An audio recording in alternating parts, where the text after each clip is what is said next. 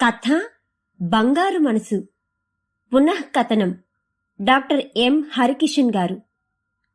స్వరం నాగమౌనిక. ఒక కుందేలుకు ఒక చిన్న పిల్ల ఉంది. ఆ పిల్లను అల్లారుముద్దుగా చూసుకునేది. ఒకరోజు ఆ కుందేలుకు, నేను నా పాపను ఇంత ప్రేమిస్తున్నాను కదా, మరి నా పాప కూడా నన్ను అంతే ప్రేమిస్తుందా అనే సందేహం వచ్చింది. చిన్న పరీక్ష పెడదామనుకుంది. అదే సమయంలో పాప చేతిలో 2 మామిడి పండ్లు ఉన్నాయి. పాపా, చాలా ఆకలిగా ఉంది, నాకొక పండు ఇవ్వమ్మా అంది. వెంటనే ఆ పాప పండు ఇవ్వకుండా రెండింటినీ గబగబా కొరికివేసింది. అది చూసి కుందేలుకు చాలా బాధ వేసింది. చచా, ఎంత స్వార్థం దీనికి!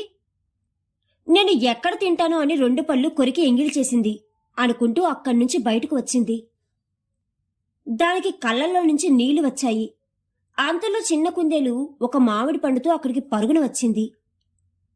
అమ్మా, నీకు ఇవ్వడానికి ఆ 2 పళ్ళల్లో ఏది బాగుందో అని కొరికి చూశాను.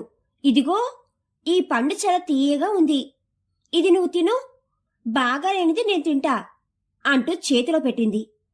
అది చూసి అమ్మ కుందేలు నోట మాట రాలేదు. అయ్యో, తొందరపాటుతో నా పాప గురించి ఇన్ని మాట్లాడుకున్నాను. దీనిది బంగారం లాంటి మనసు.